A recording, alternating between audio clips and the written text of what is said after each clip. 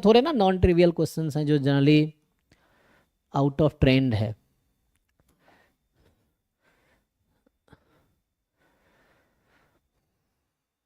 तो यहाँ पे क्या हो रहा है, तो ये सब एग्जाम में तुम स्किप भी कर सकते हो, अगर तुम्हें शुरू में थोड़ा सा अनकंफर्टेबल लगे तो you can skip initially.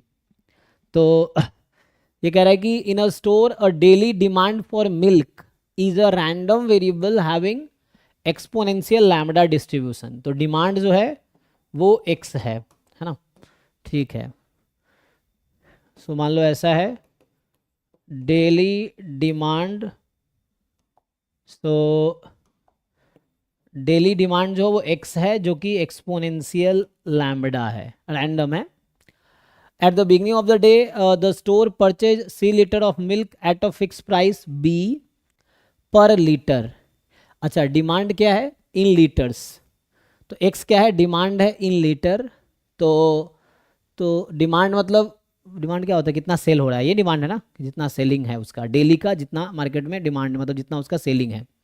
So selling जो डेली एक्स लीटर की उसकी सेल है डेली, है ना। और उसने कहा हर रोज क्या करती है, the store purchase C litres of milk eight a fix price B। तो टोटल उसका कॉस्ट कितना लग रहा है, टोटल कॉस्ट प्राइस, उसने C लीटर मिल्क खरीदा प्राइस B पर लीटर से, तो B इंटू सी या C इंटू बी, ठीक, इतना है। 1 लीटर की प्राइस है ₹20 और C लीटर मिल्क खरीदा, तो टोटल डे का उसका कॉस्ट कितना इन्वेस्ट हो रहा है, इन्वेस्टमेंट कितने का है B इंटू सी रुपीज़ का, और रिटर्न उसका कितना आएगा, जैसे टोटल प्राइस कॉस्ट प्राइस है, टोटल उसका रिवेन्यू कितना आ रहा है, सेल होने के बाद कितने रुपए उसके बनेंगे, तो आगे लिखा होगा ना, the milk is then sold to the customer at a fix price S per litre. तो जो कि जिस प्राइस पे उसने खरीदा है उससे ज़्यादा प्राइस है, मतलब ये कॉस्ट प्राइस है B और ये सेलिंग प्राइस है S पर लीटर का। तो S रुपीज़ पर लीटर में सेल स्टोर सेल करती है S रुपीज़ पर लीटर के हिसाब से, और डिमांड कितना है X लीटर का, मतलब X लीटर की रिलीज सेलिंग है, X रैंडम है।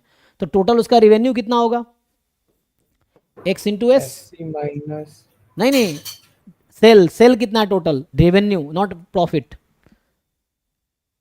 उसने X लीटर उसका सेल हो रहा है डेली, और पर लीटर प्राइस कितनी है सेलिंग की, S रुपीज ना।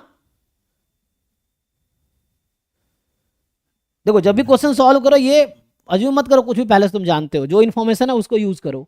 ये है, इसमें क्या इन्फॉर्मेशन है कि उसकी डेली डिमांड है X लीटर की, मार्केट की डिमांड है 1 लीटर की ना, मार्केट की जो डेली डिमांड है वो X लीटर की है, और वो कैसे सेल कर रहा है, कस्टमर। अरे भाई रिवेन्यू पता है, रिवेन्यू और प्रॉफिट में डिफरेंस पता है ना, तुम शायद बता रहे हो प्रॉफिट बता रहे हो, एक बार चेक करो,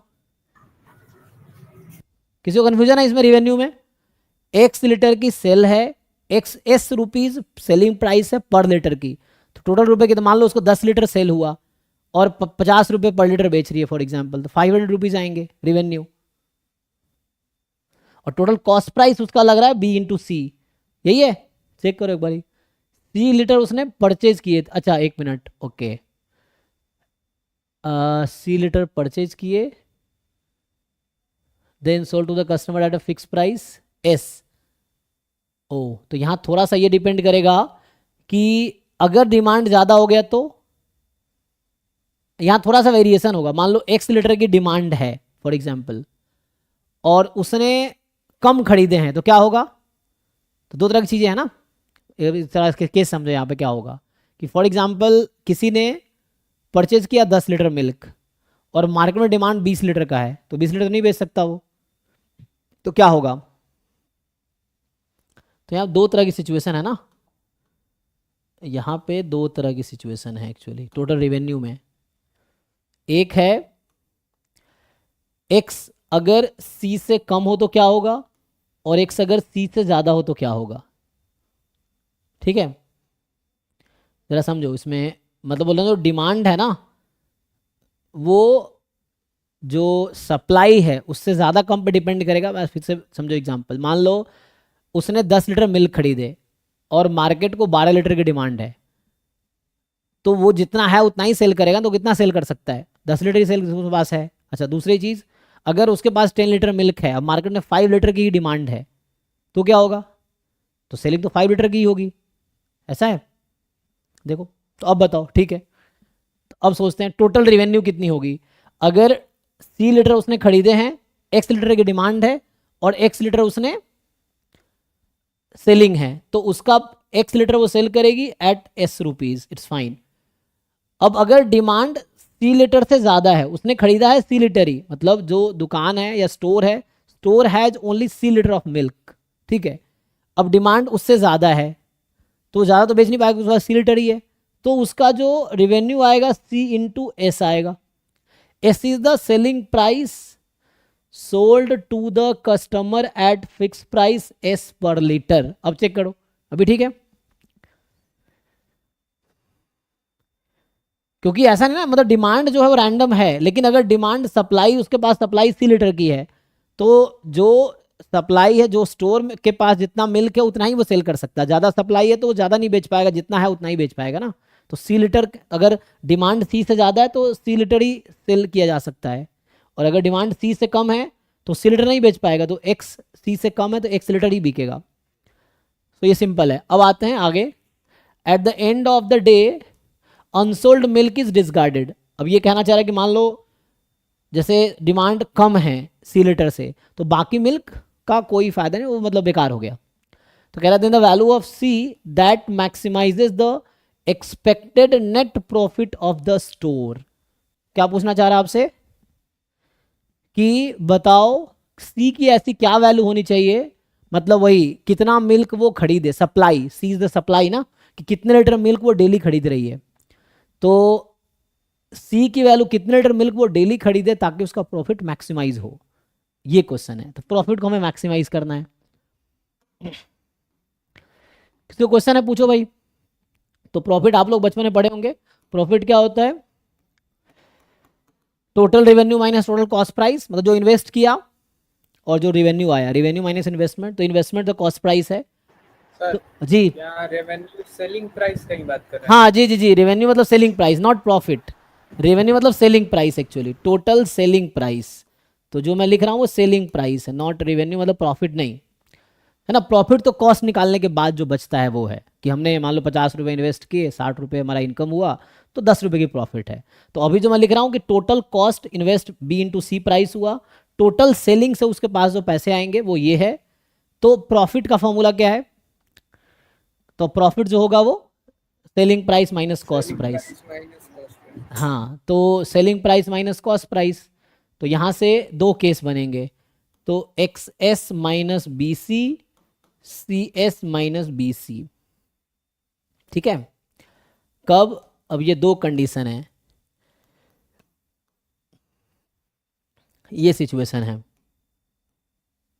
ओके। तो ये सब एग्जाम में छोड़ने लायक क्वेश्चन है, कि तुम ज़्यादा दिमाग खराब करने के बजाय इसको छोड़ दो, है ना।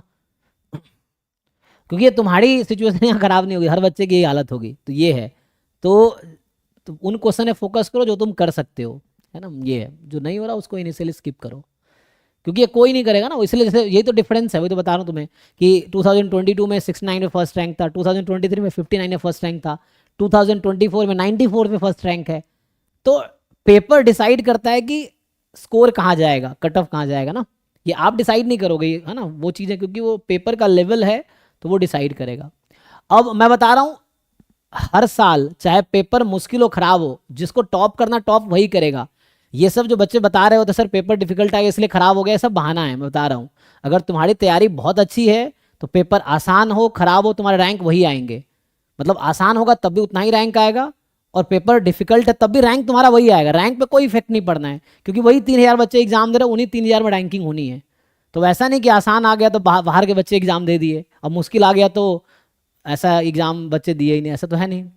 तो रैंक पे कोई इफेक्ट नहीं पड़ता, पेपर आसान हो मुश्किल हो रैंक सेम ही रहेगा तुम्हारा, है ना। बस वो बहाना बनाने का तरीका अलग होता है वैसा है, बस मार्क्स के अकॉर्डिंग रैंक वेरी कर जाते हैं। चलो आगे बढ़ते हैं। इसमें क्या करना है, हमें प्रॉफिट को मैक्सिमाइज करना है, we have to maximise profit. तो किसका फंक्शन है ये? तो हमें तो सी निकालना है, तो सी का फंक्शन लेंगे हम, लेकिन एक्स तो रैंडम वेरिएबल है। लेकिन मैक्सिमाइज प्रॉफिट को नहीं करना है, एक्सपेक्टेड प्रॉफिट को करना है, मतलब ई एक्स मान लो ये रैंडम वेरिएबल है, इसका नाम कुछ पी रख दो, चलो अभी के लिए प्रॉफिट को मैं कुछ नया नाम रख दूं, क्या रख दूं, वाई ले लेता हूं, चलो। So this is random variable Y. तो मुझे एक्सपेक्टेड प्रॉफिट को मैक्सिमाइज करना, नॉट द प्रॉफिट, है ना, एक्सपेक्टेड नेट प्रॉफिट को मैक्सिमाइज करना है। तो पहले मुझे एक्सपेक्टेशन निकालना होगा प्रॉफिट का, तो मैंने प्रॉफिट को वाई रैंडम वेरिएबल मान लिया, क्योंकि यहाँ डिमांड रैंडम वेरिएबल है तो सेलिंग प्राइस भी रैंडम वेरिएबल है, प्रॉफिट भी रैंडम वेरिएबल है, ये चीज़ है। तो वाई इज अ फंक्शन, यहाँ वाई जो है you consider Y as a G X, आप ये मान के चलो कि ये जो लिखा है ये फंक्शन ऑफ एक्स है, so Y is G X. और आपको बताया गया होगा कि how to find expectation of G X, तो ये कॉन्टिन्यूस रैंडम वेरिएबल है, तो G X into P D F of X D X, ठीक है। तो ये आपको लगाने हैं। अब देखो ध्यान से, जी एक्स आपका ये है और पी डी एफ आपको पता है एक्सपेक्टेशन, एक्सपोनेंशियल लैम्डा का पी डी एफ क्या होता है, रेट लैम्डा लेंगे हम लोग। तो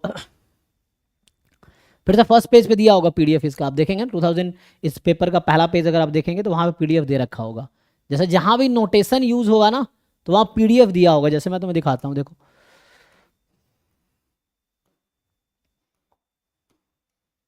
ये फर्स्ट पेज देखो, कह रहा है कि एक्सपोनेंशियल लैम्डा जहाँ पे हम यूज कर रहे हैं उसका मतलब है ये पीडीएफ है, लैम्डा ई की पावर माइनस लैम्डा एक्स, ठीक है। तो इस तरह से जैसे ये डेटा क्वेश्चन में यूज होगा। तो 2023 वाले पेपर में क्या हुआ था, यही वाला पेज गायब था, है ना, मतलब ये अपलोड नहीं किया इन्होंने बाहर, एग्जाम में तो था ही, मतलब उन्होंने अपलोड नहीं किया, जो वेबसाइट पे अपलोड किया उसमें नहीं दिया इन्होंने।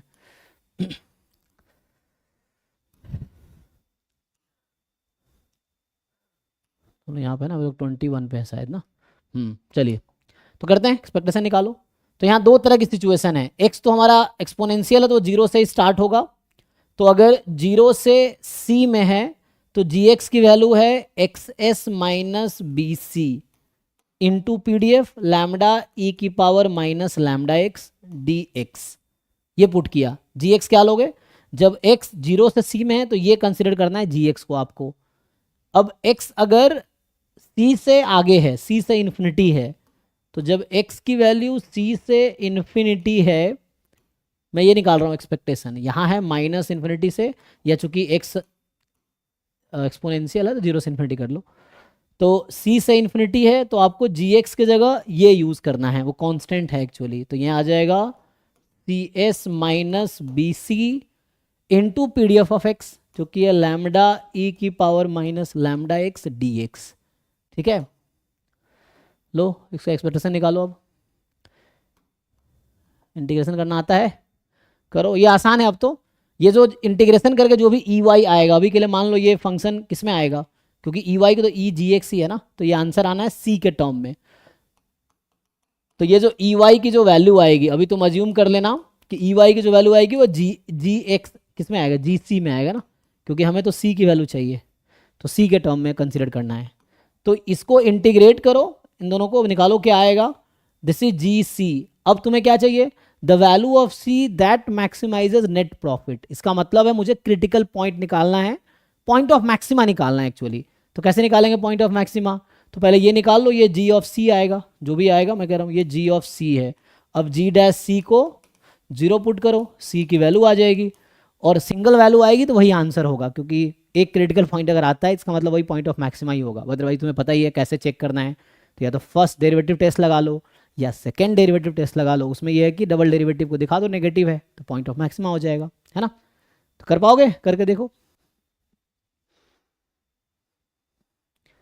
इसको ब्रेक करो दो पार्ट में। यहाँ x यहाँ पे बस है, ये तो कांस्टेंट है, ये बाहर आ जाएगा, यहाँ तुम्हें डायरेक्टली इंटीग्रेट करना है सिंपली, यहाँ x नहीं है कहीं भी, तो सीधा सीधा ई की पावर माइनस लैम्डा एक्स को इंटीग्रेट करना आपको। यहाँ पे x यहाँ भी है, यहाँ भी है, तो यहाँ बाई पार्ट लगा सकते हो आप, करके देखो सॉल्व। सर यहाँ पे लेबनीज रूल यूज कर सकते हैं? लेबनीज रूल के लिए, अच्छा सी के टर्म में ही तो है, ओके करके देखो शायद आ जाए, हाँ हो तो सकता है, हाँ जी डैश सी है ना, मैं जी डैश सी चाहिए एक्चुअली, लेकिन इन्फिनिटी पे दिक्कत आएगी, नहीं यहाँ दिक्कत आएगी, क्योंकि लेबनीज रूल में क्या होता है कि बाउंडेड बाई फंक्शंस होने चाहिए, यहाँ तो बाउंडेड बाई इन्फिनिटी आ गया। तो ये इंटीग्रेट करना हालांकि आसान है, तो इसको इंटीग्रेट कर लो, यहाँ पे लेबनीज लगा सकते हो। इसको तो इंटीग्रेट करना आसान है, ये बाहर निकाल लेंगे, यहाँ एक्स तो है नहीं, तो बस इसको आप इंटीग्रेट कर लो और सिंप्लीफाई कर लो, ये आ जाएगा। और यहाँ पे लगा सकते, पहले इसको इंटीग्रेट कर लो, फिर चाहो तो इसको, है ना, जो भी आएगा दिस इज जी ऑफ सी, और जी डैश सी को जीरो पुट करना है, सी की जो वैल्यू आएगी वही क्रिटिकल पॉइंट, वही पॉइंट ऑफ मैक्सिमा होगी, मतलब क्रिटिकल पॉइंट या तो पॉइंट ऑफ मैक्सिमा होगी या मिनिमा होगी, यहाँ पे जो आएगी वो मैक्सिमा होगी। ये चेक करने के लिए आप डबल डेरिवेटिव नेगेटिव दिखा दो तो उससे पता चल जाएगा। कैलकुलेशन करके देखो, नहीं हो रहा तो मैं करता हूँ, फिर तुम लोग खुद करके देखो पहले।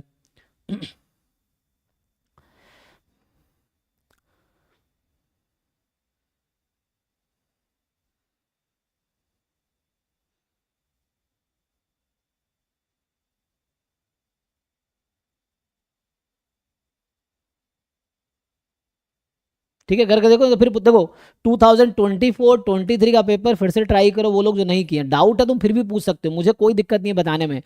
डाउट पूछने का एक ही मेरा कंडीशन होता है कि तुम ट्राई करके आओ, ट्राई करके आओगे तो मुझे अच्छा लगेगा तुम्हें बताने में, और तुम्हें भी सीखने को मिलेगा। ट्राई करके नहीं आओगे तो वो कुछ फायदा नहीं, बता दूंगा तब भी नहीं आएगा करना, ये चीज़ें हैं। इसलिए ट्राई करके आओ, डाउट हो फिर पूछो, इसको ट्राई करो, नहीं हो तो फिर नेक्स्ट क्लास में पूछो, मैं सॉल्व कर दूंगा आगे। ये